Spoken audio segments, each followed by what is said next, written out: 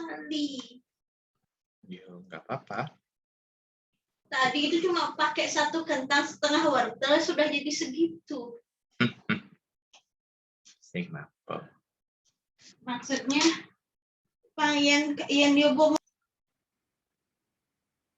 Halo, apa kabar teman-teman? Kembali lagi bersama saya Arta. Hari ini kita akan membahas mengenai kelenjar pankreas, salah satu kelenjar yang penting bagi tubuh kita.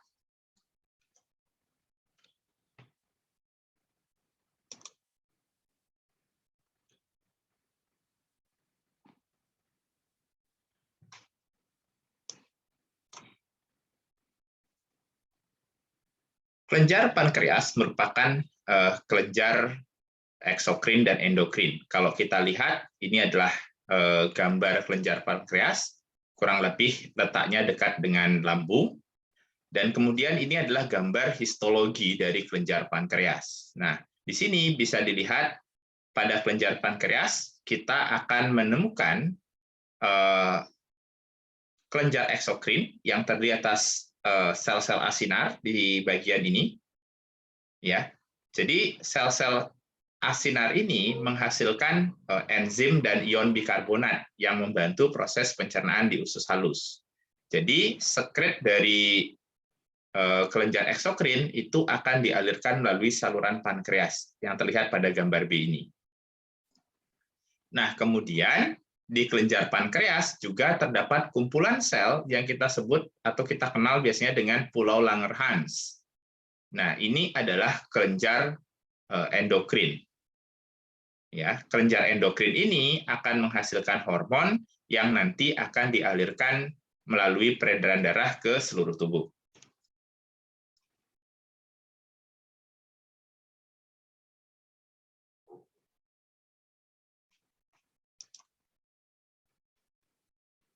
Salah satu fungsi dari hormon-hormon yang diskresikan oleh kelenjar pankreas adalah mengatur kadar glukosa darah. Kita tahu bahwa glukosa adalah sumber energi utama bagi semua sel dalam tubuh. Agar menjamin semua sel dalam tubuh memperoleh glukosa yang cukup dan dalam kadar yang tidak berbahaya, maka kelenjar pankreas menghasilkan 2 jenis hormon, yaitu hormon insulin dan hormon glukagon. Hormon insulin dihasilkan oleh sel-sel beta pankreas, sedangkan hormon glukagon dihasilkan oleh sel-sel alfa pankreas. Ketika kadar glukosa darah tinggi, misalnya beberapa jam setelah makan, maka kelenjar pankreas akan menskresikan hormon insulin. Nah, hormon insulin ini kemudian akan meningkatkan penyerapan glukosa oleh jaringan ataupun oleh hati. Nah, di hati, insulin selain memicu penyerapan glukosa, insulin juga memicu hati mengubah glukosa yang diserap menjadi glikogen. Nah, dengan cara ini, maka glukosa darah dapat diturunkan ke level yang memang tidak berbahaya bagi tubuh. Namun, apabila kemudian kadar glukosa darah turun, ya, maka pankreas akan menskresikan hormon glukagon. Hormon glukagon akan merangsang hati ya, untuk memecah glikogen menjadi glukosa, dan kemudian glukosa ini akan dilepas ke peredaran darah. Hormon yang bekerja berlawanan seperti ini, glukagon seperti ini, yaitu glukagon dan insulin, ini disebut dengan hormon yang bekerja secara antagonis atau berlawanan.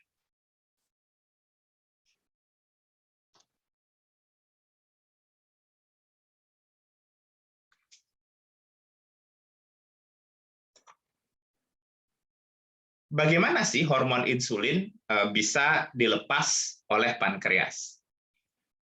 Ketika kadar glukosa darah meningkat, maka glukosa itu akan diserap oleh sel-sel beta pankreas yang ada di pankreas. Selanjutnya, ini akan meningkatkan laju metabolisme di sel beta pankreas.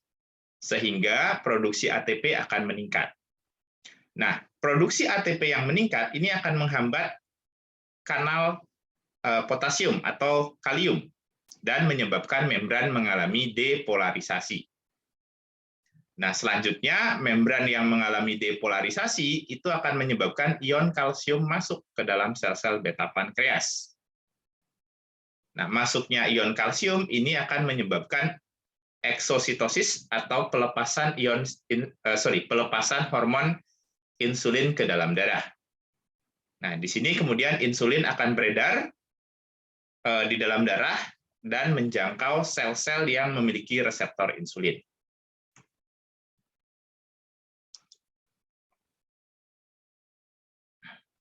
Di sel-sel target, hormon insulin itu akan menempel pada reseptor dan selanjutnya akan terjadi hantaran sinyal yang salah satunya itu akan memicu eksositosis dari vesikula yang mengandung transporter glukosa atau dikenal juga dengan glukosa transporter 4. Nah, dengan meningkatnya kadar glukosa transporter 4 di permukaan sel, maka penyerapan glukosa ke dalam sel akan meningkat.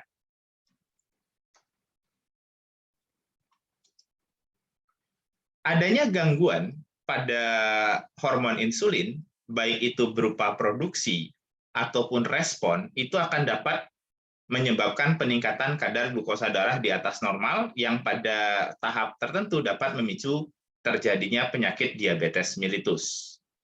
Ada 3 hal yang dapat memicu terjadinya diabetes. Yang pertama adalah kerusakan pada sel-sel beta pankreas.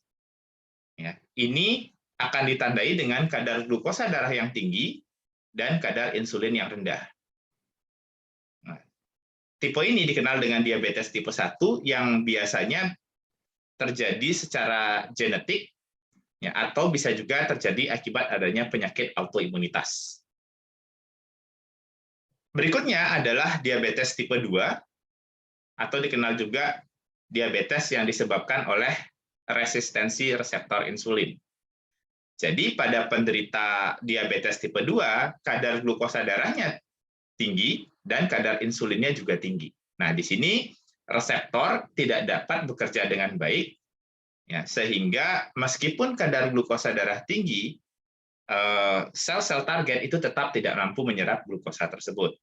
Nah, diabetes tipe 2 ini biasanya terjadi atau ada kaitannya dengan obesitas, dan umum ditemukan pada orang-orang yang sudah berusia lanjut. Nah, yang terakhir adalah gestasional diabetes. Ini terjadi pada ibu hamil, ditemukan pada ibu hamil yang terjadi akibat meningkatnya produksi glukosa karena ibu hamil itu harus mensupport atau menunjang kebutuhan glukosa dari bayi yang dikandungnya sehingga kadar glukosa darahnya menjadi meningkat. Nah, itu dia sedikit mengenai kelenjar pankreas. Semoga video ini bisa membantu adik-adik sekalian. Terima kasih dan sampai jumpa pada video berikutnya.